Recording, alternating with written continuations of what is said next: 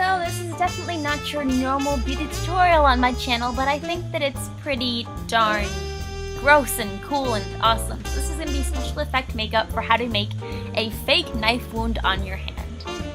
So let's get started. The first thing you're going to need is some rubbing alcohol. Just put that onto a cotton round and then clean the area you're applying your wound to.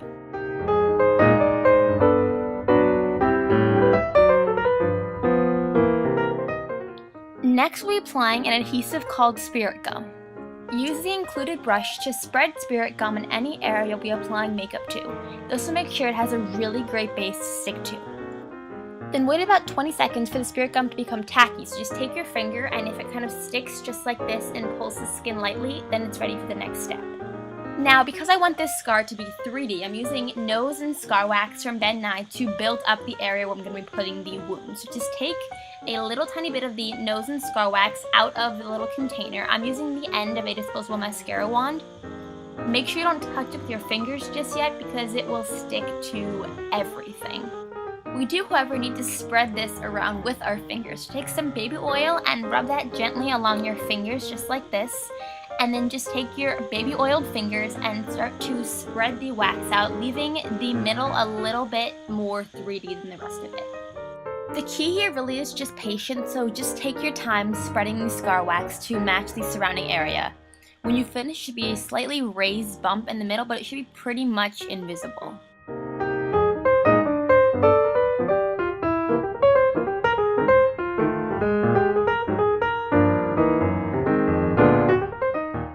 Next, just find any object that's sort of thin that you can use to make a cut down the center of the scar wax to act as the wound.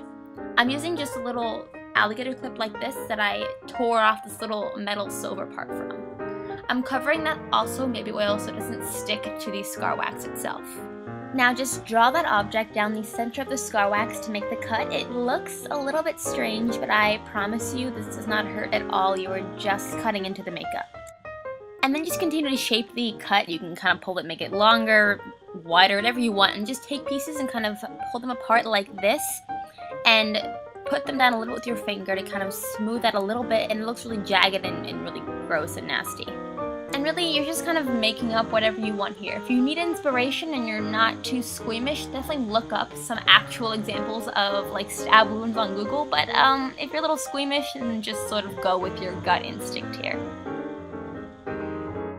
The best part of working with scar wax is it does not dry until you add this next step, which is the liquid latex. So definitely do all your playing around while it's still dry, and then take your liquid latex and coat the entire wound, making sure you blend out the edges with your fingers.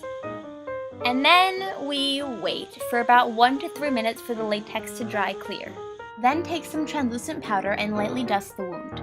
So for coloring, I'm going to start with a kind of gray and purple and brown shadows to make this look a little bit bruised and beat up along the outsides of this cut. Then I'm using some shades from this Ben Nye bruise wheel, this red and that red and some of this purple and some of this red, and just kind of make it up and just add these colors around the cut to start adding dimension and shading and lifelikeness to this terrible, disgusting injury on your hand.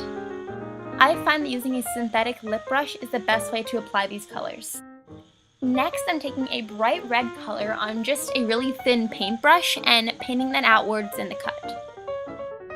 I'm also using some of the other reds I showed you earlier just to add some different red colors to this.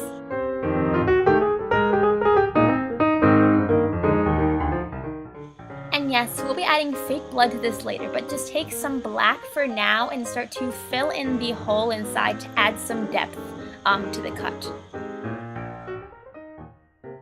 And now grab your fake blood and dip your lip brush back into that and add a little bit of that to the cut in whatever way you think suits this injury. And yep, that's definitely pretty gross. Thanks for watching. I'll talk to you guys later. Bye!